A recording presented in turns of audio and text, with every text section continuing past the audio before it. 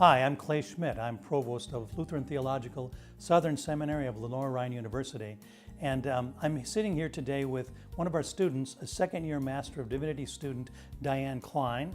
Thank you for being with us, Diane. Thank you. The purpose of this video is to present to the Synod Assembly some of the ideas and things that are happening at Southern Seminary. So we're glad to share our story in this format. Diane, thanks for joining us. It's good to be here. It's good to be in the conversation.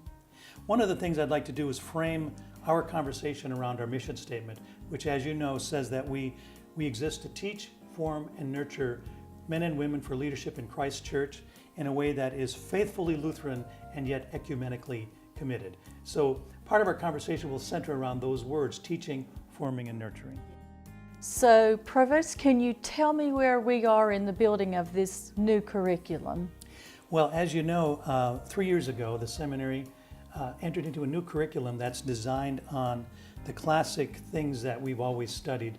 We're still focusing on the history of the church, the theology of the church, the Bible languages, Greek and Hebrew, also the practices of ministry. So the new curriculum is designed to be built on the strong foundations and traditions of theological education, but with an eye toward the way it will look in the 21st century. Diane, you know as well as anybody that the church is changing very fast today. Yes.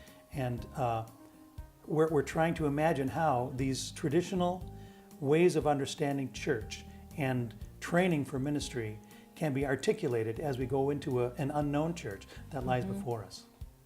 One of the lines that we have in our mission statement is forming leaders, and one of the things we're hoping to do at the seminary is to form leaders that are Christ-centered, centered in worship, and then engaged in that community outreach.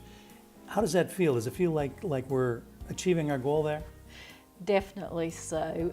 When you look at our daily listing of faith formation, just for the community here at Southern Seminary, I have experienced those group of pastors here and outside of the community that gather, and we'll talk about the lectionary for the week. So there's so many opportunities to be formed as a leader of the church.